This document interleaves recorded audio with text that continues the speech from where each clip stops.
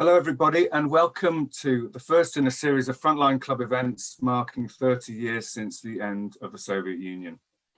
My name is James Rodgers. This is a subject which means a lot to me, both personally and professionally. My first international assignment as a journalist was to Moscow in June 1991 at the start of what turned out to be the last summer of the Union of Soviet Socialist Republics. My book, Assignment Moscow, includes some of my own reflections on that time and also those of other correspondents. One of them is with us tonight, Bridget Kendall, for many years diplomatic correspondent at the BBC, but before that, from 1989 to 1994, BBC correspondent in Moscow, a posting during which, of course, she covered the end of the Soviet power. Welcome, Bridget. We're also joined by Leonid Rogozin, a Russian journalist whose clear-eyed analysis for a wide variety of English language publications is indispensable reading for anyone seeking to understand current events in Russia. Welcome, Leonid. Thank you, James. Our third guest is Dr. Jade McGlynn, the incoming director of the Trialogue program at the Monterey Initiative in Russian Studies.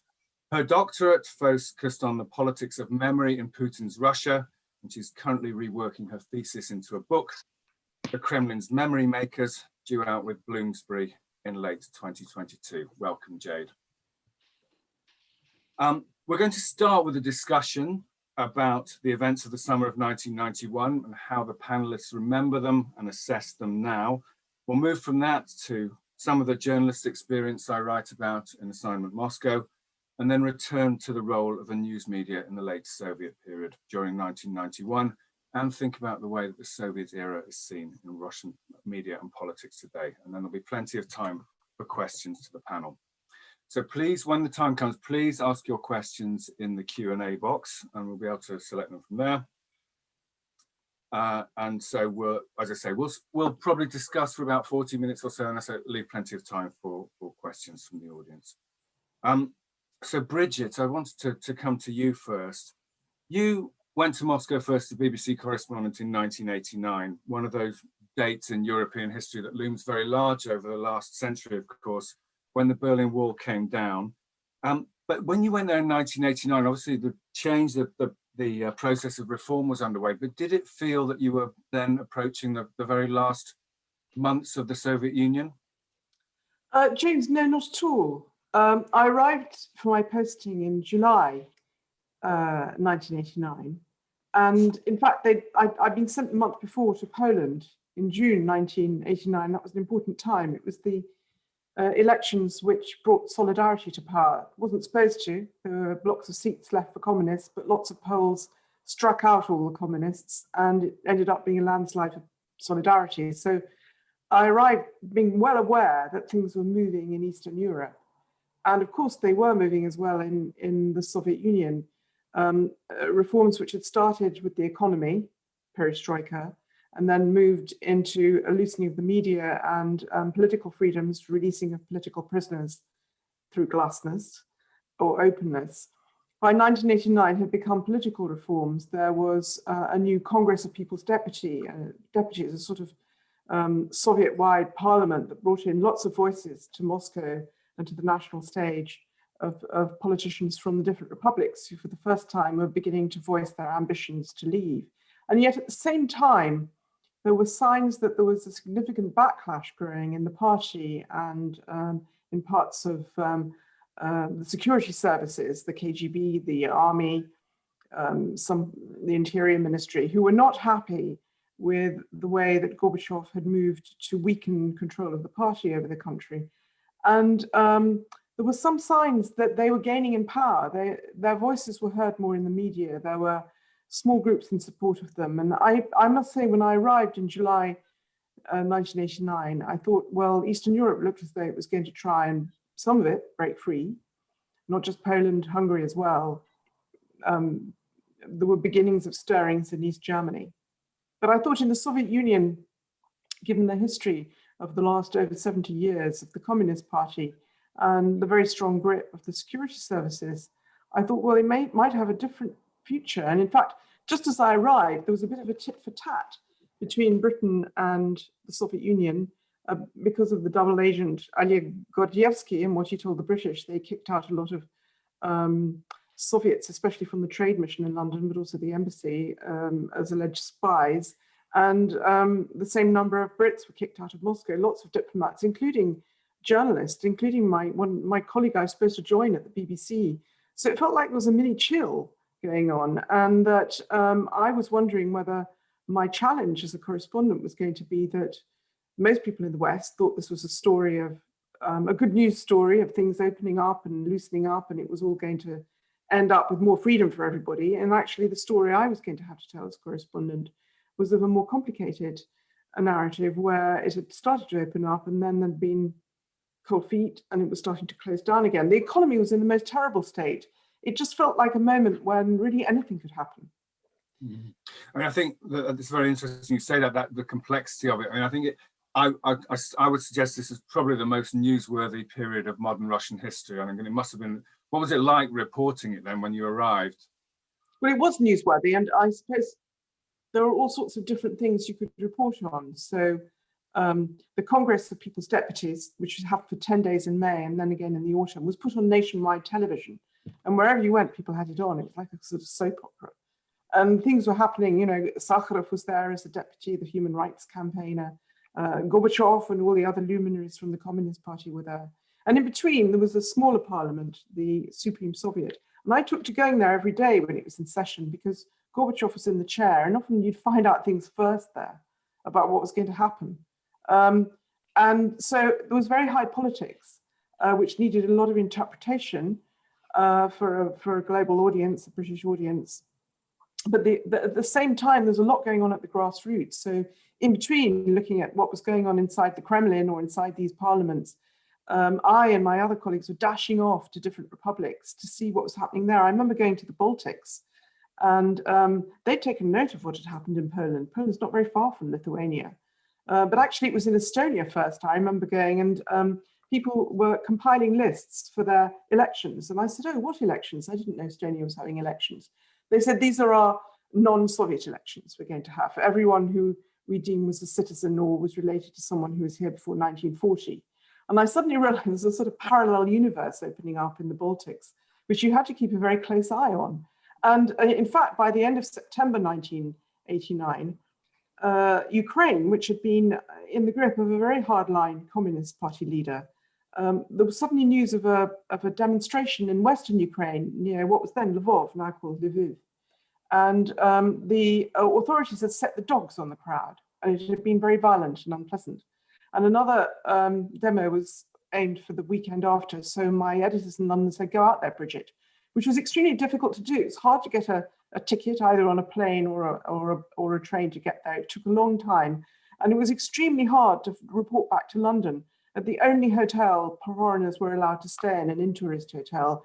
When I asked how long it would take to book a line to London to do a news report, they said 3 days, which would have been no good because the demonstration was that afternoon. So I eventually got a line booked to Moscow, and the Moscow bureau was able to get a line page through to London, and I could report. But at that second demo, instead of the dogs being put on the crowd, there were no dogs, there was no police. And it was just a very, they decided to pull back, presumably on orders from Moscow.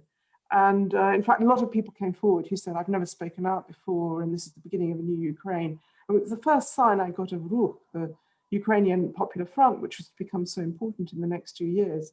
So on the one hand, there in Moscow, I felt there was a chill. People didn't want to meet me in my office. They would say, let's go walk around a park. I'm worried about the bugs of what will happen to me if I come to the BBC office. On the other hand, you'd go to these republics and a different world was opening up. So it was very exciting, but I have to say also very confusing and very hard to predict what would happen next.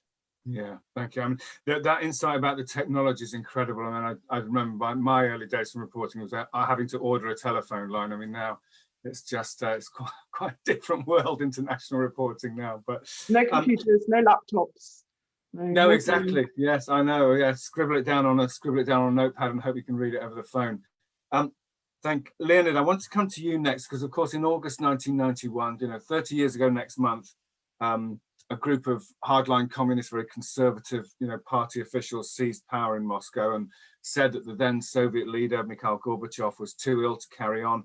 And they set about really trying to reverse the reforms, glasnost and perestroika, that Bridget's been talking about, that he'd introduced. Where were you then when that happened? A citizen then of the Soviet Union, obviously. I was a citizen of the Soviet Union, yes, indeed. I was actually on the day it happened, on the day it started. I was in Sevastopol, and I was actually on the beach called Fioland at the where the Sevastopol harbor begins.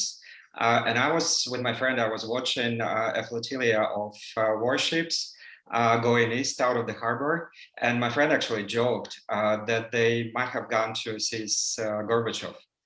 And that was true. They actually went to blockade Gorbachev's dacha at Tauris in Crimea. And on that day, I took a train to Moscow. It was my last day in Crimea. And overnight, I think when the train was passing Kharkov, a drunken sailor from the Black Sea Fleet woke me up to tell me that there was a coup in Moscow. And he was not sympathetic of the people who did it. He was like most Black Sea Fleet sailors at that time. He was for Yeltsin.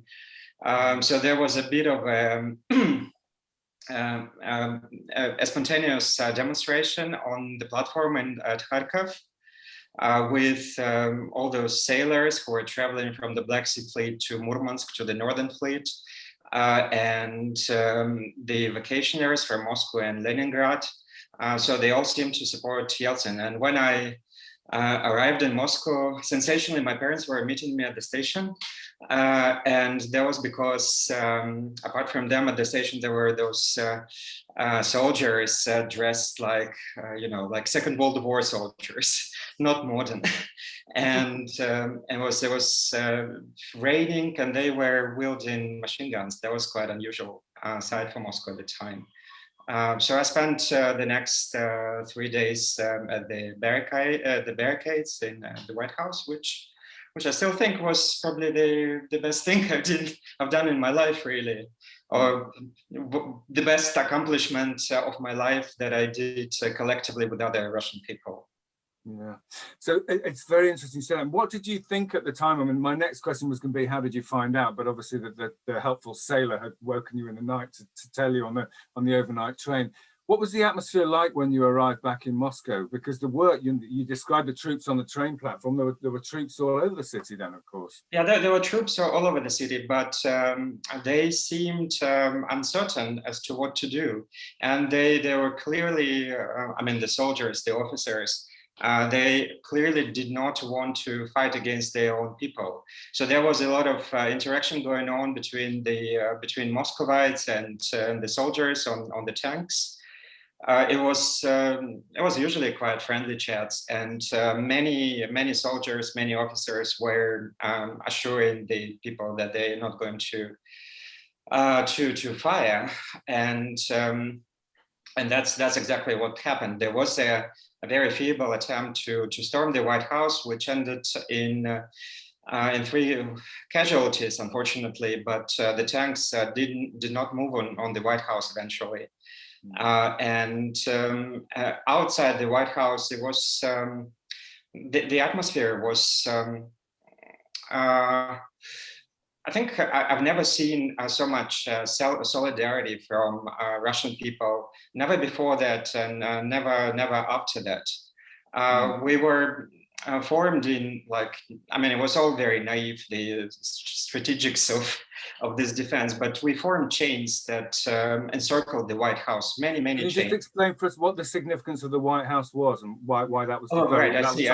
Right. Yeah, the White House was the seat of the government of the Russian Soviet Socialist Republic, of which Boris Yeltsin was the president by that time. And it became the stronghold of pro-democracy forces, while Gorbachev was blockaded in his dacha, and officially the power was in the hand of the several people and the leader Gennady Gennayev, who appeared in the press conferences with his trembling hands, making for some great television. The atmosphere was just splendid. I think every 15 seconds, someone would offer me food or drinks. I think there were more food or drinks on offer than in the shops in Moscow, which were pretty empty at the time. I happened to be. I also came with some food. My mother had just arrived from a trip to China. She went to her publishing house, sent her there. So she brought those Chinese sweets, which I was giving out to all the people. And there was this, narrative of maybe we will win, and maybe Russia will open up, and maybe we'll start traveling to other countries.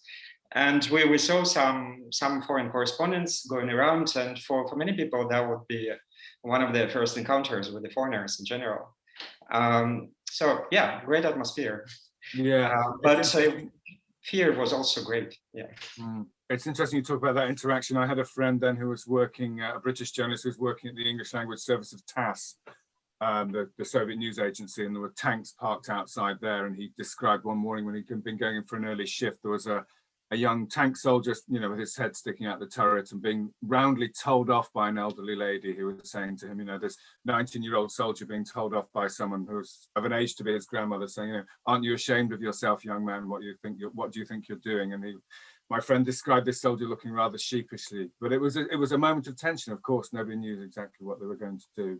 Our elderly cleading lady did just that with the tanks that were out on the bridge outside the BBC bureau. I think there were all ladies shaking their fingers at young soldiers all over Moscow. They were probably slightly worried about how they were going to respond. Jade, I want to come to you next. I mean, obviously, if we can look now, and it's going to be 30 years this year. President Putin famously referred to the collapse of the Soviet Union as the greatest political catastrophe of the 20th century. How do you think the events of 1991 are seen now in Russia? Because obviously that's an area, the way history is seen is the area you've been researching for so long. Yeah, it's probably the area I'll be able to bring more use than my memories of 1991, to be honest. Very helpfully, there was a Levada poll, a Levada Center poll, so they're one of the main sort of polling institutions in Russia, done on this in 2020, on how Russians sort of gave them a range of questions on how Russians, I suppose, relate to, or their opinions of what happened in August 1991. And it's fair to say that it didn't match up with some of Leonid's optimism at the time. And so it was 41% said that our country has gone in sort of an incorrect direction since August 1991, so after the coup. But that's not to say that necessarily there are positive views of the putsch. So actually half of respondents, so exactly 50%, were unable to really say whether or not it was good or bad, whether or not they supported or condemned the actions of the committee. Negative, outright negative was 35%, and positive was only 16%. And in sort of some of the broader questions they had, 30% described it as tragic, but obviously that's quite open. Open to interpretation. And I think there is this ambivalence, and that certainly that's been reflected in some of Putin's very few comments on the events and on the putsch, which essentially have been, that in the end he, decided not to, he was sort of caught between both sides, obviously, given his profession, but also the fact that at the time he was working with Anatoly Sobchak. And he sort of, again, stays on that fence. And I think that's probably also that's reflective of the fact that, he doesn't, he's not a big fan of revolutions or attempts sort of at putches. However, at the same point, as you've referred to, there's the famous comment around you have to have a heart not to regret the Soviet Union collapsing. So there's a real ambivalence, I think, or maybe ambivalence isn't quite the right term, but a confusion really about how to interpret the events of August. I mean, we can't. What is it possible from the way you've been sort of following the opinion polls and the way the Russian media have been doing this to guess whether, if at all, this is likely to be marked this year? Are there going to be any commemorations, any memories? It seems very unlikely. So if you think back to 2016, I've certainly not seen anything to suggest it will be. In 2016, there were essentially no official events. There was something at the Sakharov Center, but that was it. That was sort of, an intelligentsia sort of circle event. I mean, obviously under Yeltsin, this was, it's a very sort of solid marking of this anniversary. Not sort of Victory Day levels, but still, it was very obviously marked. But under Putin, that sort of it became more and more marginal, and I imagine it's likely to pass without any official or certainly any noticeable official events. Yeah, I mean, one of the things that obviously there's as a key role that for the media in all these events here, I think one thing I wanted to ask you, Leonid, remembering that time in the Soviet Union, and one thing that Gorbachev did, and it's something that I write about in the book, is that he really tried to get the Soviet news media on his side. And I think, there was a lot of stories that were discussed, and Jade's been talking about history. There were a lot of things which were discussed about the Soviet past that hadn't been previously discussed before, like the Stalin era and so on. What was it like, reading the news media then in the late Soviet period? One of my first memories, just before we come to that, I remember going to see a film when I went to the Soviet Union as a student in 1987. It was called Repentance, and it was an allegory for Stalin period setting in a part of the Soviet Union. And I remember in the movie theater, people gasping at what was being portrayed on the screen. And I've never seen that before or since, apart possibly from a horror movie when it gives people a shock. But this was a very sort of symbolic historical film, but it was really shocking to people. I wonder, was there something similar when people were reading the news media then and seeing the issues that were being covered in that late Soviet period? Well, I think there are two stories to tell. One is that of my parents, who were reading official newspapers that were becoming increasingly interesting and full of critical content. And also, I think very important that those times were the literary magazines, which would be monthlies, and they would publish all the previously prohibited books pertaining to Stalin's terror, to all aspects of communist terror, starting from 1917, from Lenin, Stalin, and Gulag, all the stuff that was suppressed during the Soviet years. My personal story was slightly different because I was into the protest movement, and I started attending demonstrations from, I think, 1987 when I was still at school, and I attended pretty much every major rally in Moscow, which were huge, nothing to compare with today's rallies. But by the time the biggest rally was held, and the biggest rally, by the way, was in support of Baltic independence, as strange as it may sound now, after Vilnius events in the January of 1991. It's probably the biggest rally in the history of Russia in general. So by the time that happened, there was probably at least 500,000 people in the streets. In terms of the media, I was consuming loads and loads of unofficial media.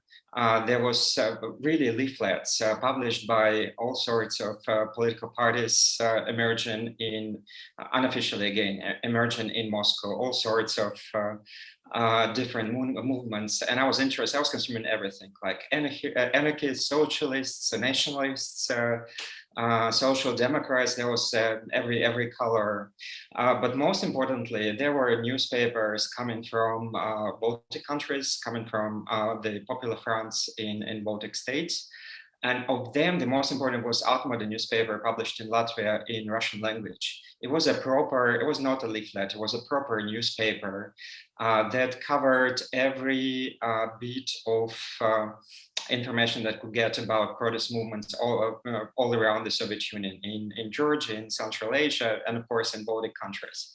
Atma, for some reason, was very widely available in Moscow, and this Baltic newspaper, it really influenced people in Russia, and to an extent that sometimes it felt that the Baltic cause, the Baltic independent cause, was as important, or probably more important than the cause of democratization in Russia itself.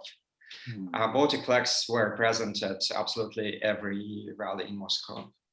Interesting. Bridget, you mentioned that that you had that experience of people being expelled shortly after you arrived, and that did sort of persist. There was that dual nature alongside this opening, this reform. There was still this very hardline element of Soviet society still working in the background. What was it like as an international correspondent then? Did you mentioned, you know, earlier when you're giving the example of Ukraine that people were much more relaxed about talking to you, but still in Moscow then people would not want to talk to you inside. They say take a walk in the park. Did that change? That must have changed in the time that you were there, at least even before 1990. I was talking about 1989, and you know, things moved so fast. So by 1990, as Leonid was saying, the influence of things opening up and of what was happening in other republics was influencing Moscow too. And the arrival of Boris Yeltsin, who had come in as a protege of Gorbachev's to be Moscow party boss. And then he fell out with Gorbachev and walked out of the Central Committee, and then reinvented himself as a member of the democratic opposition. And on the back of that, a huge amount of popularity, took on the new role of leader of Russia, which had never been seen as separate from the Soviet Union. But the argument was made, well, it was a republic too. It also needed to be freed from the Soviet yoke. And that, I mean, I remember in 1990 when the concept of Russian was first really emerged as a force alongside the Baltics as another republic that wanted to be free of the communists, going along to a meeting of the Russian Supreme Soviet in the Kremlin. It was a meeting to elect a chairman, and it was clearly going to be Yeltsin. And up in the gallery, as it were, in the box, you know, the sort of elite box that was on the side, there was a single figure, Gorbachev, sitting down watching proceedings. And he'd understood from the very get-go that if Yeltsin was elected, and this was going to be his platform, this man who'd come back from essentially being kicked out of the Soviet leadership, that he was going to be his nemesis. And indeed, he proved to be so. So it's a complicated story, because Gorbachev had sort of come in as this reformist leader who was going to open up the Soviet Union and allow people more freedoms. And then, you know, a new figure emerged who was more radical than him and galvanized the crowds. And, you know, he was swept to the new position of president of Russia with an absolute landslide and pushed Gorbachev a little bit off his pedestal. But I think there's another thing that, and it relates to the media, which I think is a really interesting question in these years, which is that the opening up at the end of the Soviet Union, perestroika, happened from above. You know, if you look at, you know, these protest movements around the world in other places, look at Syria, it started from below. Perestroika began from above. It was the most, the man who held all the power in Russia, the General Secretary of the Communist Party, who said, you are now allowed to do this. And so, you know, gradually people in Russia realized they could come out on the streets and talk to each other about politics, and no one was going to chastise them. And then it rolled out of control, and he was no longer running it. But at what point did people start to feel that he was no longer to be someone to be grateful to, but started to feel he was part of the problem? And quite a lot of people in the time since have talked about the importance of Chernobyl, that in April 1986, suddenly there was this catastrophe which the Communist Party under Gorbachev tried to cover up. But, you know, right at the beginning of that year, he had come out with a phrase saying, no one is above criticism, even the General Secretary himself. And if you like, what happened in Chernobyl was the party fell short and showed that it wasn't prepared to criticize itself and tried to cover it up, but it couldn't. And I often, you know, I wonder how far was Chernobyl a catalyst for what came later, for people suddenly realizing that it wasn't just a previous Stalinist regime who should be blamed for the things that people were seeing in the cinema or reading in books about the purges and the camps and things, but actually it was the dysfunctionality of Russia today that was dangerous to them and their children. And I think it's worth thinking about, because if you think about what might make a difference in Russia today, it has to be that point where you no longer think that your authorities are keeping you safe. And Gorbachev had taken the lid off, and then, you know, people began to come out on the streets, and then they looked for other alternatives. I don't know what Leonid thinks, but it felt to me as though, on the one hand, Chernobyl was a catalyst. On the other hand, the criticism that came after could never have happened if Gorbachev hadn't sort of given people permission to be critical. Leonid, it was something I wanted to come on to, so let's discuss it now. I mean, what were your memories of that? Where were you living in Moscow at the time? Yes, I was living in Moscow. It is complicated with Gorbachev.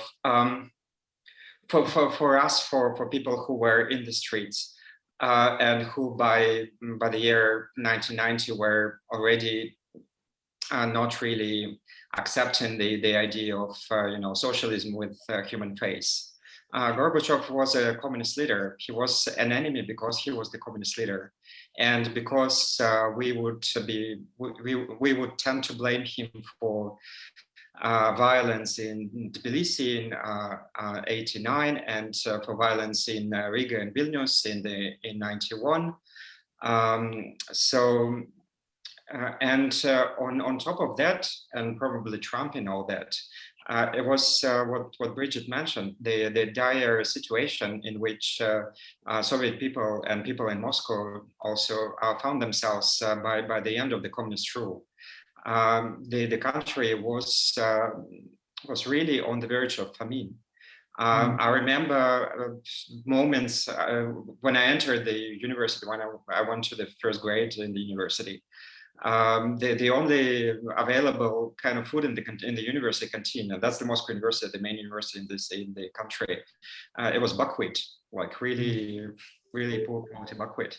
And a friend whose mother worked in a shop on the other side of the city would stand up during a lecture and announce that sour cream is available in his mother's shop. And then the whole 100 people together with the professors would stand up and go to the other side of the city to get the sour cream. There were simple things that were not available. Meat, the milk that is not powder, basic foods. And that was, of course, blamed on Gorbachev. And I think it was blamed quite fairly on him. So Gorbachev made a huge PR offensive in the West. And I think by the time the Soviet Union collapsed, it was his top priority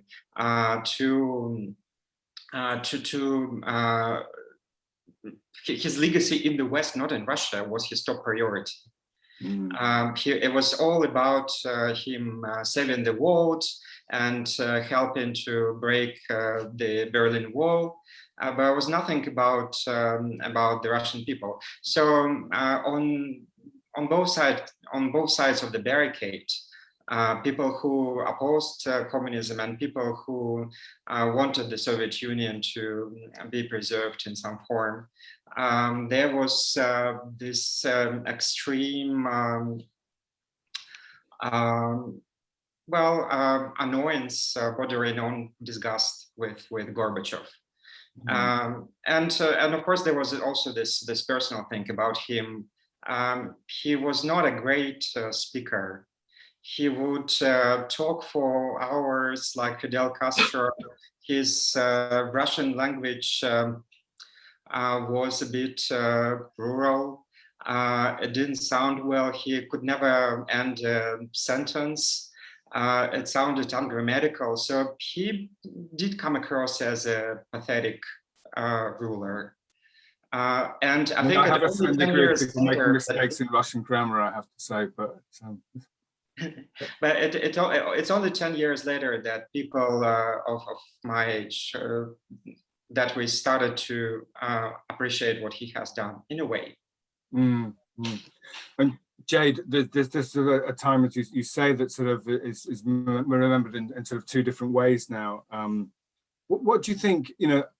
How does and the Putin administration, of course, the Second World War has always been a huge thing in Russian and Soviet history, and even more so, I think it's true to say, in the last few years since they started in 2008 they resumed the military parades on Red Square on Victory Day and things like that. How do you think that is the Putin administration now quite selective about its interpretation of the way that the Soviet period was? Yeah, I think that's a pretty good way to sum it up. Selective is a good term. I mean, if we're talking about sort of the official or state memory as opposed to sort of cultural or collective memory, which is very hard sometimes to measure. But yes, I think it is very selective. It's very much a patchwork, a mosaic of carefully selected elements. I mean, there is some flexibility, essentially, as long as I mean, the narrative it can be flexible sometimes, not around the Great Patriotic War or World War II, but provided that the history supports or can be made to support the basic premise that a strong, stable state is great. Russia is a great power and it has a special path. In some ways, what's more interesting than the narrative is just the sheer preoccupation with history that you find, you know, among the higher echelons of government. Just yesterday, Putin published a 5,000-word article on Ukrainian history, which was very selective, if we use your term. I think false is another term. It's not his first foray into freelance journalism on historical points either. Sergei Naryshkin, the head of the SVI, is also head of the Russian Historical Society. Vladimir Medinsky, who was the former culture minister and is now an aide to the president, also sort of plays a very prominent role. He heads up sort of sounds paradoxical, but a government organized NGO, so essentially something that looks like an NGO but is very much run by the government and funded by the government, to which a lot of the states, like historical programs and outreach elements, sort of youth patriotic clubs, youth military history, patriotic camps, is outsourced, and they you know, sort of they have like a whole network across the country. So in some ways, I mean, yes, it is about the narrative of the USSR, but that narrative isn't necessarily about nuance. It can seem slightly eccentric in the sense that, you know, there are some negative elements, certainly 1917, and Lenin gets a bit of a hard, it's a little bit more difficult in terms of the judgment of him, because of course, again, it comes back to the idea of, you know, disavowing anything that involves sort of rupture of the state or rupture of history, because one of the key points is that Russia is this nation with 1,000 years of unbroken history, which is reasonably easy to do. I mean, it's an interesting question of how you're defining unbroken, when obviously even in my lifetime I can remember quite its change of state. But yeah, it's not, in some ways it is didactic, it's certainly around the war, but in other ways actually there's more flexibility provided it supports this broader point. So you have that sort of what Jorge Cassianov talks about, the reverse history, so where really history is being used to make a point about the present. I mean, one thing, we'll come to questions in a moment. Please do put your questions in the Q&A. There's just a couple of other things I wanted to pick up on, something that Jay's just been talking about. It reminds me of my own last visit to Russia, which was in February 2019. And I had occasion then to visit at the Vedianka, which is was the Soviet-era Park of Economic Achievements, which is in the north of the Moscow city center. And there was a museum there, a new museum. I don't know if museum is really the right word, because there was not a single physical object in there. It's called simply Russia, My History, and there are patriotic statements from czars and other leaders on the outside, and inside is this sort of, Jade, you're nodding as if you've probably been to see it or certainly read about it. It was remarkable, and I happened to be there on a Tuesday morning. It was very quiet. I think I was about the only person there, but it was huge as well. Because they said to me, I went in to buy a ticket and they said, which part do you want to look at? And I said, well, I don't know. I thought it was only, because there were 3 long, huge bits to look at. So I satisfied myself with the 20th century, which took about 2.5 hours. But I say, it was all virtual. It was all the smartest use of the latest technology. But the Soviet period, the late Soviet period there was really not given, you know, a great press at all. It was really exactly what you were saying, concentrating on those episodes in Russian history, not when the state's been weak like 1917 or 1991, but others where it's been much stronger. I mean, how important is this kind of popular history, as it were, in bolstering this political narrative? Well, I mean, it's hard to judge exactly the effect that it has, but in terms of how important it is, I would say I mean, I'm biased because this is my research area. Everybody always thinks their research area is the super important thing that's going to unlock Russia, right? But I would say it's pretty much the central idea, because you can't, in a country as Russia is at the moment, you can't unify everybody around a civic identity, because obviously the state of the way that politics has developed there. You can't unify everybody around an ideology, because there isn't an ideology, really. I mean, well, that's a different discussion. How do we define ideology? Broadly, there is an ideology like communism. You can't do it around ethno-nationalism, because then you would alienate and aggravate different separatist elements. So really, actually, history is quite a useful tool for unifying, and certainly something like the Great Patriotic War, which, you know, many Russians quite rightly feel great pride in. It's kind of been this centerpiece of actually what's ended up being a much more extended and extensive historical narrative that makes key political points, but is also a nice way to remind people. And in some ways it does link back in, I think, as well, to the 90s and the idea of just giving people something to feel proud of again, you know, and that's something we'll probably come on to. It's something that you pick up in your book, just what a personally humiliating time it was for some people on a personal level, and also on a national level. And certainly that's something that Putin and other politicians are very good at sort of exploiting, those memories of the 90s, both the national and perhaps the intertwining of the national and the personal difficulties that happened during that time. Well, I'd be very interested to get Bridget's perspective on this in just a moment. But obviously, most of the time, I first went to Russia as a student in 1987. Landed in Leningrad, as it still was, and then it was, Bridget, correct me if I'm wrong, but I seem to remember that the day that Yeltsin was elected president was also the day when there was a referendum to change the name of Leningrad back to St. Petersburg. I think people who were voting in that city voted on the same day. I was really struck by that when I went back, but I think that humiliation thing is something that is forgotten a little. But, you know, Leonid's description of being, you know, the best university in the biggest country in the world, and lectures pausing for people to go and buy sour cream from the other side of town, and I felt there was a huge sort of sense of shock really there, which I think I don't think was ever sort of fully understood in the West. And one thing I want to get on to towards the end, and we will come to some questions in a moment, but I just like to ask the panelists just quickly for their sort of short response to this. Bridget first, you know, do you think that then that Western diplomats in particular understood what their Soviet counterparts were going through when they went, you know, they were talking as equals in the 1980s to recipients of humanitarian aid from the West in the 1990s, or even by the end of the 1980s? Well, the whole recipient of aid thing is a complicated diplomatic story, because you'll remember that in 1991 there was a G7 summit meeting in London hosted by John Major. And Gorbachev was very hopeful. Well, he asked the Western leaders if they would give Russia money to help it through its tough times. And I've interviewed John Major about this. I've interviewed Gorbachev about it too. And the money was not forthcoming. The West was going through a mini recession at the time. There'd just been an Iraq war, you remember the first one. But also the US particularly, it's having problems in its Rust Belt in the Northeast. It was not a good time. But more than anything, what John Major said was that Russia was so big that even with the pooled resources of the 7 richest Western nations in the world, which is what G7 Club was, it just wouldn't have been enough.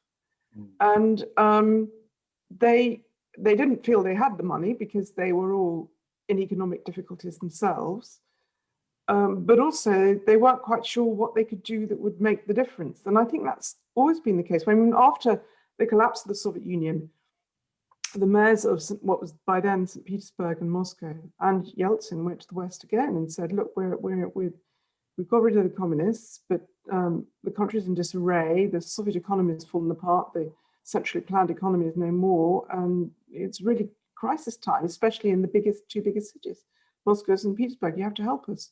And President Clinton, who came in after George Bush Senior, was very mindful of the fact that this was the former Cold War enemy and he should try and help. And I was told by advisors to him, he was spending 30% of his time on Russia.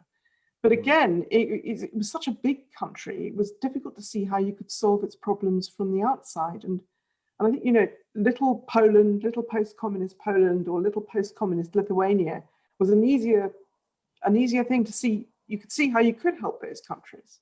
but very big Russia, which had anyway been communist for much longer, since 1917, instead of, in their case, since the war.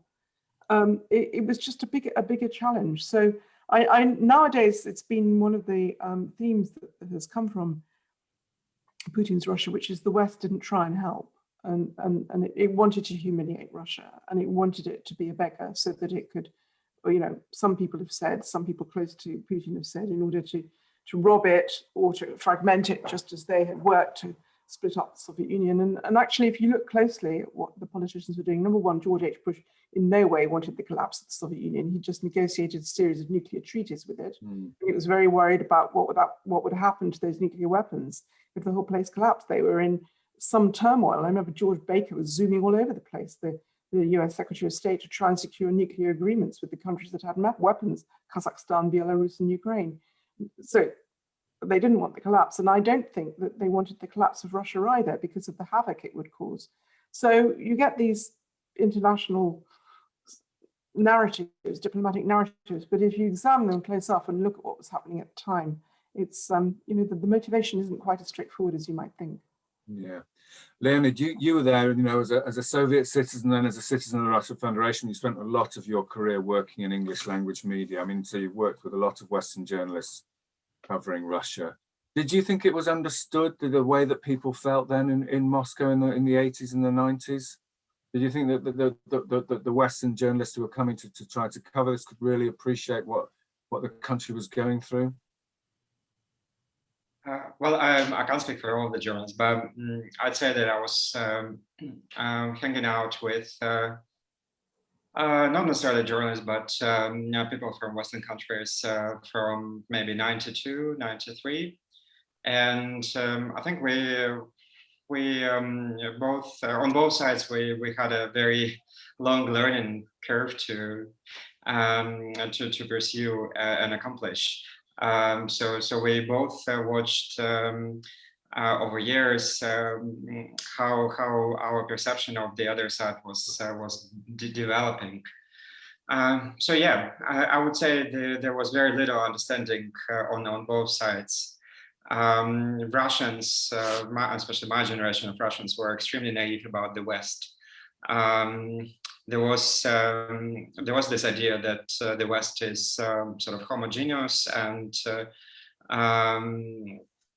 that it is also perfect.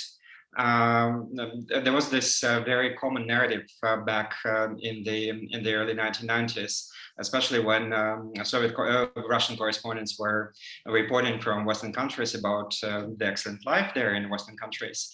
And they would use this narrative of this being real communism. You know, America is the real communism. So there was a lot of naivete about the intentions and about the functioning of Western countries. On the Western part, there was obviously the triumphalism. There was very clearly especially if you read it now in the press of the 1990s, there was this desire to show that look, we defeated them because we are better, and here is an illustration. So the coverage, especially in newspapers, often was about illustrating how bad everything was there in the country, in Russia, and how hopeless Russians were. So yeah, there was little understanding. There was little understanding of the Chechen War in particular. There was little understanding of crime, out of which the Chechen War emerged. Little understanding of what people faced in their lives, living in city with the bandits and armed bandits who suddenly flooded the street. There was no understanding at all about the plight of Russian speakers and other people like Abkhazians or Ossetians in the newly independent countries. So yeah, there is much to criticize. I think the main issue, and Bridget has touched upon it, was the lack of desire to approach Russia in the same way as countries to the west of Russia were approached. There was no Marshall Plan for Russia. There was no, despite understanding that Russia emerged from 70 years of utter genocide and totalitarianism. I mean, people went out of a concentration camp and also out of a totalitarian sect. They were just not ready to plunge into, into wild capitalism. They didn't have the capacity. They didn't have the knowledge. So the West could have done much more than, enjoy its triumph and show how happy people of Eastern Europe are embracing capitalism and democracy. Things could have been done for Russia and for a couple of years. And actually, to an extent, even into the early stage of Putin, into his first term, there was a lot of willingness on the Russian side, broadly, including the elite, including the already corrupt elite, to engage with the West and to integrate. But Russia was never given this beacon of European integration, Euro-Atlantic integration that others were given. It was explicitly denied, this beacon, and that's why Putin emerged, and that's why Putin not only emerged, but he did what he did in the later stages of his presidency. Which brings us very nicely to the first question I want to come to. I'll take two together, actually. This one is from a member of the audience. Can I please ask the panel about the KGB? While the Soviet Union ended 30 years ago, did the KGB carry on under a new name, same faces, same practices, different branding? And do they have any evidence they'd point to support their opinion either way? And I'll take that with another question, which is from Ewan Grant, saying, when did the first signs appear that carryovers from pre-1991 were reasserting power, and what were those signs? So is the KGB still with us? And when did those people who were in power pre-1991, when was it obvious that they were coming back? Who would like to take that one first? Well, I'll start with the memory. At the time of Soviet collapse, end of 91, I think everyone was shocked by it. It happened unexpectedly. Probably it wouldn't have happened if there hadn't been this attempted coup, and that sent the republics running for independence, but starting with the Baltics and then others, and weakened Gorbachev. And Gorbachev Yeltsin saw an opportunity. But by the end of the year, suddenly the Soviet Union wasn't there anymore. I mean, obviously, as Leonid's been saying, the whole place was collapsing. So to that extent, you could say it was a logical economic extension of what had gone before. But I don't think anyone thought politically the whole thing would end. And I remember in the months that followed, interviewing people who were in the military, and they just didn't quite know how to react. They said, well, we just carry on serving our country, whatever it is, if it's Russia or the Soviet Union. There was no roadmap for this. So I think everyone was to that extent, some people were it took them a while to work out what they thought. On the KGB front, it was disbanded. And I remember in the early months of 1992, a man turned up in the BBC office in a suit with a briefcase. And he said, I used to work for the KGB and I'd like to come to collaborate. I'm very good at reconnaissance and intelligence. And I think I could be useful to your office getting information. So we had a nice conversation and I said I didn't think we needed his services. And off he went. But basically he was unemployed. And this is a country which had fallen apart. There was no unemployment benefit. People were left high and dry. They scrambled for what they could. Now, I'm not saying that's exactly what happened to Vladimir Putin, but you can imagine, we know it was a shock to him. You had to find what you could. And then it took people a while to work out, to digest what had happened and decide what they thought about it. That was certainly my impression of the KGB and the security forces in 1992. And then, as Leonid says, it really wasn't very long before suddenly there was a Chechen war. And it didn't go very well for the Russian forces. They didn't come out of it very well. And looking back, I'm sure Mr. Putin would say one of the problems was information wasn't controlled properly. And he was right. Yeah. Russian television was as critical as Western television about what was going on down there. But that was another blow also to these sorts of people who had been served the shock. But in retrospect now, looking back 30 years, 25 years or whatever, to the 90s, you can see why they would start to regroup and have quiet conversations about how they needed to do something about it. Yeah, thank you. Jade, a question I think probably for you first. I think Marianne Talbot says, I get the impression that Gorbachev is vilified in Russia now. I should be very interested to hear why you think this is so, especially as Stalin seems to have been rehabilitated. I think Leonid has answered the first part of that question to an extent during our discussion, but I wonder if you could, talk about that, because obviously I think it's true to say, the way that Stalin was being discussed 30 years ago at the end of the Soviet era is quite different from the way that he's discussed in Russia today. Yeah, certainly. So yeah, I mean, the summaries in the question is pretty fair. Some quite positive views of Stalin, and generally quite negative or critical views of Gorbachev. I think.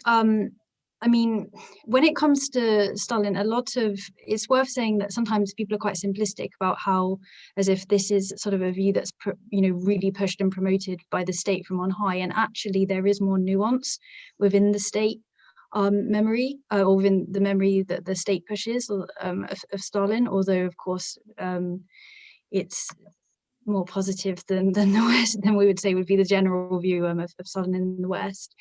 But Putin has spoken negatively about the Stalin era and about the Great Terror on many occasions. I mean, in some ways, it comes back really to this broader idea about the state, and the idea of strong state, good. The state obviously strengthened under Stalin in many ways, or in the way that he's presented according to this particular historical narrative. Obviously, this isn't really about what actually is historical fact. And clearly under Gorbachev, it's sort of, evidently all fell apart, hence what we're all discussing today. I think in terms of, I suppose briefly actually to come back to the other question as well, one of the things that's quite interesting is perhaps the memory around some of the security services, particularly during the Soviet Union, and in particular some of the agencies that were originally part of the KGB but now are separate. So like the SVR in particular, Andrei Soldatov and Irina Baragan have a wonderful part in their book where they describe how the SVR very successfully rewrote their history, and sort of, we didn't really know about these, about the repressions, about the terrorism, which we were the suave, sophisticated guys, promoting Russia abroad, promoting the Soviet Union abroad, making the Soviet Union, helping to make it into the great power that it was, and been sort of quite successful in promoting that narrative. So again, I think it's just how these things have emerged, but there's a very different view obviously of these events now than there was in the 1990s, so it could change again. But one of the things that's so interesting is that people, they can access all the information, perhaps too much information, but now people can just choose to believe the view that they want, as opposed to maybe the time when you were discussing the late 80s and early 90s, when people were reading the fic journals and finding out all of these wonderful all of these horrible but it's very interesting and fascinating new discoveries about what happened. Now it's quite a cynicism that's replaced it. We've got a question on technology and coming up, but before we come to that, I just wanted to consider something that Bridget referred to earlier about the difficulty and the very different technological landscape that journalists were dealing with. And one thing that happened, of course, Leonid, you were obviously on your overnight train then, but famously, of course, they broadcast a recording of Swan Lake on Soviet TV. That this channel that covered the entire Soviet Union, to rather than interspersed with the occasional announcement of what had happened. But I think one thing that struck a lot of the journalists that I spoke to in the book you included, of course, Bridget, was that those people, the State Emergency Committee, who called themselves, firstly had that rather disastrous news conference to which Leonid has already referred, with Gennady Yanayev's trembling hands probably being the abiding image of that. In fact, it was remembered in his obituaries when he died some years later. One thing, though, which I think would be interesting to discuss, given that very different technological landscape, it would probably have been largely possible to stop television transmissions out of the country, at least for a while. Everything had to go through the Soviet TV tower in northern Moscow. Of course, after a few days, people might have been able to smuggle material out, but it would have been possible to stop the BBC and the news agencies sending their material out of there. Why, Leonid, why Bridget first? Why do you think they didn't try to do that? Were they inept, or they didn't quite have the nerve to do it, or what do you think? Well, that morning I was rung at about 5:30 by London saying there's a very weird message coming out of TASS saying an emergency committee has been set up and Gorbachev is ill and so on. Can you go to the office, Bridget? And there I went, and the telex was chattering away with all this information, and an argument from the man in charge of the parliament giving a sort of legal rationale about it, Lukianov. So it all sort of, but I this is such a dysfunctional place. I wasn't sure whether this was really a coup or whether they were just creating the paper trail to make it look like a coup, which would have been a very Soviet thing to do. So in my first reports, I said this has all the hallmarks of a Soviet coup, but I didn't say that it was. And actually, it was seeing Swan Lake appear on television with the old Soviet newsreader from the early 80s that made me think, oh, well, maybe this is real. The next thing I did was to ring our stringers, the journalists that I informally used in the Baltics, to see whether A, I could get through, and B, if anything was happening there. And nothing, they hadn't taken any action in the Baltics. And that made me think, this isn't really going according to plan. To your point, James, they should have cut communications. You heard from Leonid how important the Baltics were in fueling views which were radical and pro-Western and acting as a conduit to the West, and they'd done nothing in the Baltics. But they had done something closer to home. A few years later, I had occasion to interview Yeltsin's press secretary, and he told me Yeltsin had dodged arrest at his dacha, so that was key, that he managed to get away, because if they'd arrested Yeltsin, it might have been very different if there hadn't been a leader, as Leonid was talking about, to rally around at the White House. I'm not sure, because there were other leaders, but he was a big figure. But he dodged them and made his way to the home of the Russian government at the White House. And his press secretary told me their thought was to go on Russian radio, which they had sort of taken over as their mouthpiece to the nation, as opposed to Soviet radio, which was Gorbachev and the party's mouthpiece. But they'd cut the lines. So they did cut some lines. Mm-hmm. They realized that they had to stop Yeltsin and anyone who survived from his, who didn't get arrested from his government, from speaking to the Russian people and doing exactly what they did, which was appeal particularly to the armed forces to say, this is an illegal coup. I, as president of Russia, am telling you to ignore it. And this is why, when they found the lines had been cut and they couldn't broadcast on radio or TV, that they came out of the building and they saw this tank, which was someone who'd come over to their side, and someone had the bright idea that Yeltsin should stand on the tank, and that there were a lot of foreign journalists there, that they would film it. And again, another quite typical thing that would happen in those years was it would be filmed by the foreigners who would send it abroad, and then the news would filter back into Russia through, well, in those days it was foreign shortwave broadcasts or other means, and it would filter informally around the country. So, that was the way the media worked. You're right, if they had stopped those tapes, those television tapes, from going to the central TV station in Ostankino in Moscow and being sent abroad, well, they might have got out in other ways. I used to send tapes out when it was not possible to do that. I used to send them out couriered with British Airways, and they'd have got to London within 5 hours. So it would have been really hard to stop, I think, some of the images getting out. There were already the beginnings of computer connections. I know I was very envious of my American colleagues, some of whom had the first primitive computer laptops. We didn't at the BBC, but they did. It was very easy, much easier for them when they traveled around the country. So I think the media was already beginning to become a little bit more modern. We had people coming into our office saying, can we use your fax machine? Because we need to get stuff out. So, would you have been able to stop all the fax machines?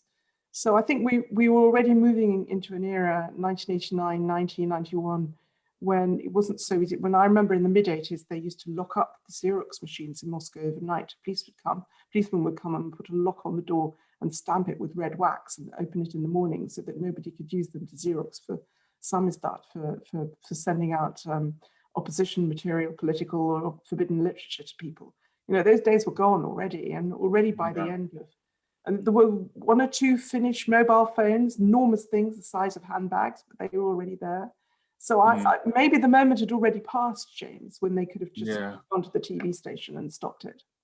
Yeah, it's interesting though that of course when certain forces moved against Yeltsin a couple of years later, the first thing they did try to do was to take over Ostankinovo, because they obviously realized that it was still then in that media climate very useful tool to have. Leonid, I wanted to put this question to you. It's a question from Noel Hadji Michael saying, today's technology for social and political interaction are far superior and comprehensive to the period of change discussed. However, are the tools of both surveillance and narrative available to the state now? Do they offer regimes greater power to stifle activism before it gets traction? So I think this is obviously in the Russian context, you know, whether we've seen, of course, a lot of Russian media has gone online, has made very use of that, you know, great use of that right back from when LiveJournal was very popular in the 2000s. So the question is, does the technology actually give regimes greater power to stifle activism?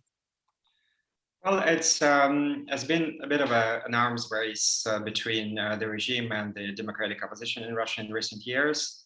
So the regime was trying to impose restrictions on the critical output, and the opposition were inventing new ways of bypassing those obstacles. And I think in general, in technological terms, the opposition is absolutely winning. The opposition, meaning the political opposition, like Navalny, who can, his people, I mean, now Navalny is in prison, but his movement is still capable of delivering its message to all Russians. It's a very different situations from the 1980s when it was hard to reach out to people. Now people are there on the internet. There is not enough willingness for them to consume this critical information. And it's not just opposition from the political forces, but also from technological companies. Most prominently Telegram, which is now the main platform for political discussion in Russia. The Kremlin tried hard to clamp down on Telegram, and Telegram just wouldn't budge. And when they tried to ban Telegram, that just failed ridiculously. Telegram created loads and loads of mirror sites all over the world, and people were simply transferred to one of these mirror sites when they tried to access Telegram.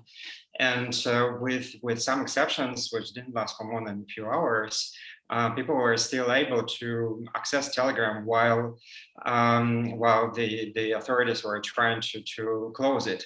And then it ended up in complete embarrassment because the way those Telegram sites were bouncing between IPs, which and the authorities trying to ban each of these individual IPs where Telegram might appear, they ended up banning government websites, including the website of the watchdog, which was trying to ban Telegram. So that it just went down, and that was a huge embarrassment. So in technological terms, I don't think the authorities are capable of winning it unless they will decide, and that's a huge decision for them because it isolates Russia from the rest of the world. I'm not sure they are prepared to that themselves, to shut off the internet completely. But it doesn't work in the same way as China, because the internet in Russia is connected through many different doors, whereas in China it's just one door that is controlled by the government. It's historically the way the internet was created here in the 1990s and early noughties. So So it's not going to work. The main question in Russia is not how you deliver the information to people, but how to make people be willing to read truthful information. Russia is absolutely not unique in this. It's part of the global trend. There is, of course, the Brexit situation in Britain, and there was Trump in America, and in all of these cases, politicians on the liberal side, they were encountering the same problem as liberals in Russia. People are just certain kind of people are just not willing to hear the truth. And so they are, on the other hand, they're very willing to consume all kinds of fakes and just absolutely fraudulent information. So maybe the proportion of such people in Russia is higher because of communism and because of cynicism that replaced their naive, almost religious convictions back in the past. But it is the same, the same global barricade between people who are willing to know the truth and people who are willingly consuming fakes in Russia and in major Western countries. Yeah, exactly. Next question is actually on a global subject from Martin Hamon.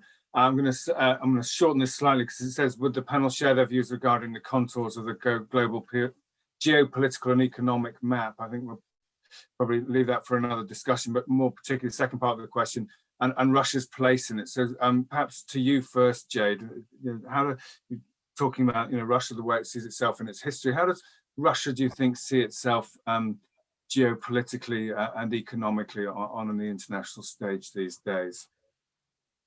Well, luckily they just released their national security strategy, which does sort of at least explain the official view, which is that Russia's role is to help bring stability in an increasingly multipolar world, where as the US/West try to cling on to their hegemony, we're causing a lot of instability through trying to do that. And so Russia's role is to actually be a stabilizing force. There are also other elements about Russia being a good neighbor to Ukraine. So I think it's fair to say we possibly shouldn't take it all at face value. But I think one thing that does come up a lot is the idea of the importance of restoring the post-Yalta order. So the order that's obviously decided at the Yalta conference in 1945, and the importance of that. And again, it actually links, sorry to link it back to memory, obviously I do have a tendency to do this, but again, it links it back to this idea of, much of the way that the Kremlin frames its great power status is quite dependent on the Great Patriotic War and on World War II and the Soviet victory within that, and Russia's kind of inheritance of that victory. And that's often, when it comes to framing the position, it's quite often done in terms of restoring order, but also the idea of Russia, as a stabilizing force, against a destabilizing and destructive West that's going around spreading color revolutions and Arab Springs wherever you look. And what's your answer to that question? How does Russia see itself in the world politically and economically now?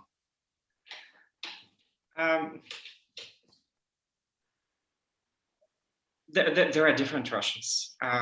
There is from the Western standpoint, the Kremlin is Russia, and we know how the Kremlin sees itself, and Jade explained it quite brilliantly.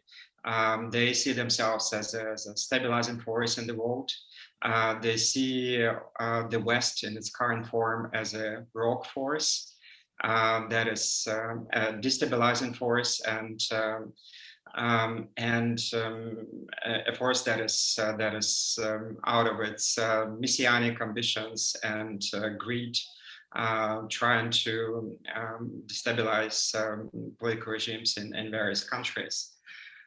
There is an element of an acquired element of far-right ideology within Putin's regime. similar to such movements in the West and in Eastern Europe. They see themselves as a force that's preserving traditional values, and there is a significant racist edge to it as well. I remember when I was still in the BBC, I was interviewing a press secretary of the Federal Migration Service. And at the end of the interview, I asked him this question, a simple question: have we missed anything? Or did you want to add something? And he went into this tirade about Russia being the stronghold of the white race against the occupation of Europe by other races. So that was in Medvedev's years, and a few hours after it was published on the BBC, he was fired. I'm not sure about now, but yeah, there is a significant element of far right ideology that was employed by Putin after 2012, after Bolotnaya protests. So they do see themselves as defenders of Christian and what they see as European values against the West that is being corrupted by neo-Marxist ideology and immigrants. The exhibition that you mentioned that you visited in Moscow, it's all about it. It's extremely anti-communist, anti-Marxist, and it promotes this far-right vision of the world. But the other question is how the Russians themselves see how the Russians themselves see their country, and there is no united opinion. Russians are famously Russians today, unlike in the 1991, they are extremely politically apathetic. They tend to see the government, including Putin, as an evil they can cope with. They see the West as an evil that might be worse than the evil they're coping with at the moment. And that's about historical cycles. Putin's years happen to be the best years in the life of living generations, and the generations that people living now remember. It's the best years, the best decades in the last 100 years since the start of World War I. The best in terms of the quality of life, and also the best in terms of freedom, because freedom is not just about voting for parties run by oligarchs as they do in Ukraine. Freedom is also about the freedom of movement, the freedom of choosing your lifestyle, all the things that people were deprived for 70 years of totalitarianism, and also for 10 years of Yeltsin's epoch, when people were just too poor to afford exercising any of these freedoms. Yeah. Bridget, I'd be very interested to get a brief response from you on that with your diplomatic correspondent hat on. There's a couple more questions specifically about 91 I'd like to fit in before the end, but please, some thoughts on the way Russia sees itself in the world politically and economically now. So thinking more geopolitically, the two aspects of Russia that it seems to me the Putin government likes to play up. One is that it's a nuclear power, and it's almost as much a nuclear power as it was during the Cold War, when 90% of the nuclear weapons were divided between the US and the USSR, and they kind of still are. I mean, there are other players on the block, but Russia likes to think that in terms of nuclear might, it's still up there. And Putin talks about it a lot, and he dallies with the nuclear threat, pushing nuclear missiles in Crimea or pointing them in Kaliningrad towards Europe or whatever. Or and the Americans know this. They know this is a good place if you want to live with this new Cold War, if you want to call it that. That one way to talk to today's Russia is to talk about strategic arms control, because they like to think they want the world to be reminded, and they want to be seen through that prism of a major nuclear power, something they haven't lost. And the other way in which they're very powerful is hydrocarbons, oil and gas. This was something that President Putin used to play up a lot more earlier on in his time. His summit, his G8 summit in 2006 was all about energy politics. And he was pushing the idea that, yes, people who are customers of energy have a dependency, but people who sell it are dependent too, and there needs to be regularization in this. And that was the time when everyone was thinking about Russia as the big energy supplier to Europe, whether of oil and gas. And then he started to play political games with oil and gas prices in Ukraine, and views in Europe changed a bit. But the other thing, of course, that has happened is that we've moved into a world of more urgent climate change, and people are moving away from hydrocarbons. So I think it took some time for the Kremlin to acknowledge that this was a real problem. I mean, they didn't really even want to talk about LNG, liquefied gas, as being a problem for them, but they did in the end. And climate change is also a problem because people are moving away from the thing that brings in most foreign currencies. So this is a troubling area for Russia. And the third thing I wanted to say is, I think when you look at Russia today, you have to think of it in the context also of China and how it sees China and how it sees China vis-a-vis the West. It's an old subject, of course. It's something that Richard Nixon and Henry Kissinger thought about hard in the early 1970s, and there was this triangulation of diplomacy, Nixon in China. But it's a difficult one, because on the one hand, China's a useful ally, or communist, authoritarian. Xi and Putin share a lot of things in common, but it has to be a geographical threat. A billion people in China, and there's almost empty Siberia, and China's doing very well now. You know, it's sending missions to Mars. Its military is very strong. Its technological prowess is next to nothing. And it's moving into Central Asia. So how Russia sees itself vis-a-vis the West and China, you know, I think there's one conversation in public and probably other thoughts more privately. And the last thing I wanted to say is, if you go to conferences of Western business or looking at global economics, people talk all the time about China and they don't talk about Russia because they're not interested in nuclear weapons. Yeah. Right. Well, we've got two questions on 1991, which I think will help us to conclude. We have just 8 minutes left. And before we come to that, come briefly to 1993, where it's Stephen Dalziel, another BBC colleague, has said that when Yeltsin held was what meant to be his celebratory party celebrating the Duma results, all communications in the BBC bureau were shut down except for the one-way TV camera link. We didn't know if London was receiving it, so I interviewed myself. London got it and cut the presenter's questions in afterwards. I'm mentioning that now because it's the kind of thing that would happen in the Zoom era. I hope I'm not tempting fate by that. So when we have got 7 minutes left, we'll return to two questions. I think one from Adam Yor, when he says, "Thank you to all the panel. Do you have specific suggestions?" And this is something that you touched on earlier, Leonid, as to what the United States and its allies should have done better, in brackets, to support Russia after 1991, please. And an excellent one, I think, to conclude with from Svetlana Ignatieva. What do you think Russia would be like today if 1991 events didn't happen, i.e. Gorbachev continued in power? So who would like to go first on those two? Well, I could wager on both, really.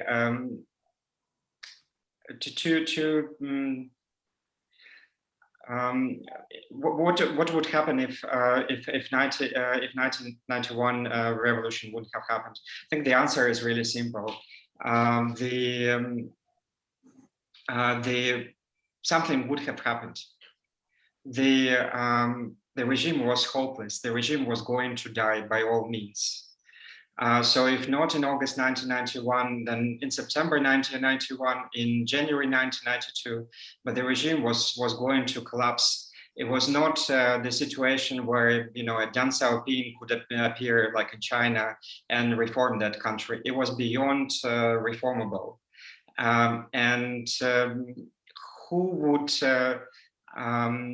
Who would start that revolution? That would be another question. There were emerging nationalist forces.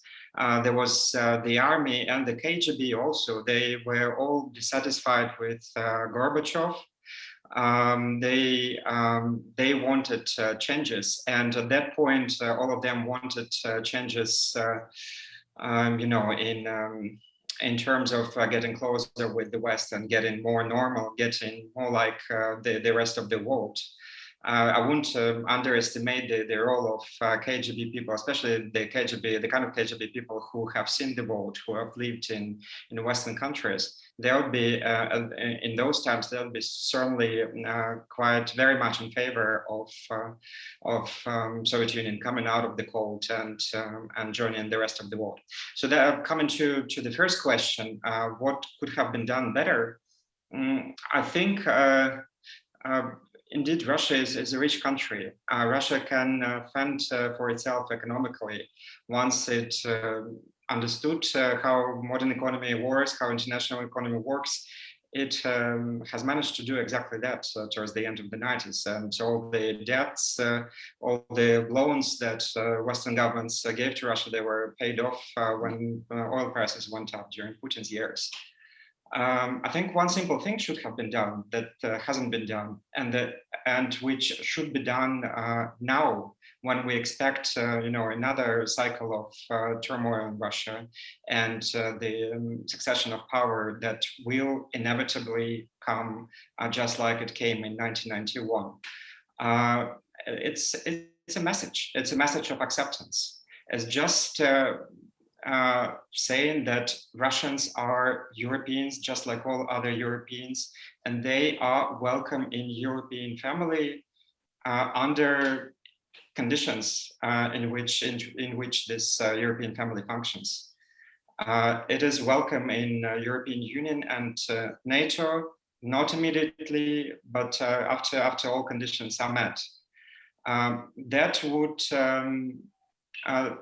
That is the crucial difference, really, between Russia and all the other countries in Eastern Europe. The elites in Russia, the people, they don't have this beacon to go to.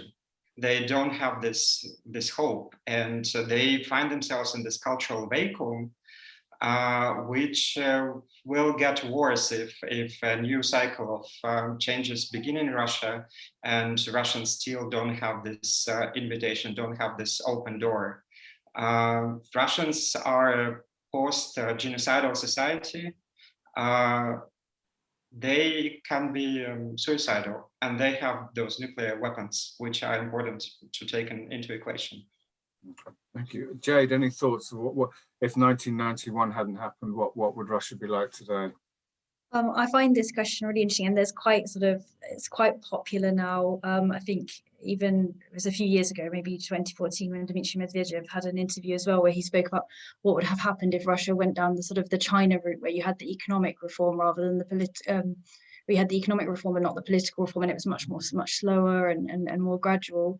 But I think, like Leonid has said, really the Soviet Union at some point would have had to collapse because there were other forces. I mean, clearly economic issues, but also nationalist forces sort of tearing that apart. I think if it hadn't happened in sort of August 19th to the 21st, it would have happened at some other point. But I do think that question of how it could have been done differently economically, and I'm by no means an economist or in any way but it's having spent a lot of time in the provinces in particular, it's very hard, and thinking about this topic, everybody has so many sort of sad and difficult stories about losing their savings and about sort of the traumas of that time. It's quite tempting to think of what could have happened if the economic reforms and the sort of privatization had been done in a very different way, maybe on a more European, as opposed to that sort of very Thatcher Reaganite model. Yeah, thanks. Bridget, a final thought from you, please. Yes, no, I agree that if it happened almost by accident, the collapse of the Soviet Union. I think the republics, some of them were going to go, definitely, maybe not all of them. So that would have happened. And if it had been less precipitous and more gradual, would it have had to have been robber capitalism? I mean, I remember the people around Yeltsin, Jade was talking about a more European model. People used to talk an awful lot about, wouldn't social democracy be a better model, more comfortable for Russians? And certainly living there at the time, you felt there were a lot of people who needed a welfare state. It's an expensive thing to do, but that might have been a way to have people be more accepting and for democracy not to become a dirty word. But I do remember the people around Yeltsin in the early 90s. One of the reasons that they went for radical reforms was precisely what Leonid said. They were worried that it would just be the old regime by a new name. If they didn't make a radical break, that's why they wanted to ban the Communist Party. These people would just come back, and they would call it something new, but it would be, they would retain power, and it wouldn't really be a proper change. I don't really have an answer to that. What happened, you know, when I think what happened in the 90s, I remember talking to a WHO official who said the death rates were worse than what you'd find in a war. So many people died early or through deprivation. It was awful, tragic, and it should have been different.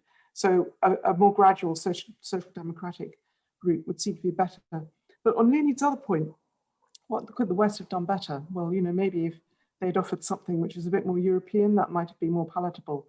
But inviting Russians into the institutions, I totally agree. Russians should be made to feel again that they are accepted as Europeans. Unfortunately, something of the moment has passed. Europe at the moment is weak. It's been depleted by Britain leaving. It hasn't had a good COVID experience. It's, you know, some time will have to pass before Europe feels like a green light that, or a center of gravity that people want to rotate towards. But the big problem with Russia that remains is its size. If you've got a country that reaches to Vladivostok, now this is when the arrangement was made for a treaty with Russia and NATO. The Russians were furious that they said, I remember in the West that the slogan was they can have a voice but not a veto. But the Russians felt, why can't we be like everyone else at the table? But at the same time, they wanted their size taken into account too. And that's a dilemma, Leonid. I don't know how you get around that one. If you want to be part of this European family, there are a lot of people in Russia who want to be the major power in this European family. And that will always be a sticking block until somehow something changes. I don't know. I don't know how it can happen, but hopefully one day in the future it can, because I certainly do believe that it would be a tragedy if culturally, historically, Russia is not made to feel again that it is part of Europe. Well, thank you very much. All right. If I may offer just a small remark. Sure. I like maybe 15 years ago, I was interviewing one of Putin's spin doctor, a very young guy at the time, and he recalled this meeting with Putin, between Putin and young spin doctors in his team. And this guy, he actually one of those people who coined the term sovereign democracy. And he authored the book officially authored the book with Surkov on sovereign democracy. So basically they were discussing in maybe 2003, the possibility of Russia's admission into the European Union. And Putin told them, young people in 2003, that if Russia entered the European Union with the weight of Luxembourg, we would have been heroes. And that's the thing I heard from one source. I can't say. Are you saying that Putin would have come in with the weight of Luxembourg? Well, I mean, it's about his perception, of course. He thinks that Luxembourg is the smallest country and it doesn't have much weight in the European Union. That might be about his misunderstanding of how the European Union works. But what he said was really a humble message, that Russia is ready to enter the European Union with the rights of the smallest country in the European Union. That was his message in 2003. Well, maybe in another 30 years' time, we'll be discussing just how that process all worked out. But for now, though, thank you very much, Bridget, Leonid, Jade. Thank you very much for taking part this evening. And thank you very much to everyone in the audience this evening. If you're interested in a copy of my book, Assignment Moscow, about which we've discussed a little bit this evening, please remember that the site where you registered, you can get a 30% discount on the Bloomsbury website. And if you'd like a signed copy, I'm hoping to arrange a signing later this year when things like that become possible, hopefully. But finally, a very big thank you to Pranvira Smith and the Frontline Club. Please remember This is the first in a series. We're going to have at least 2 more of these events this year, so please look out for details of that, wherever you found details of this. But for now, thank you very much for coming, and thank you especially once again to guests.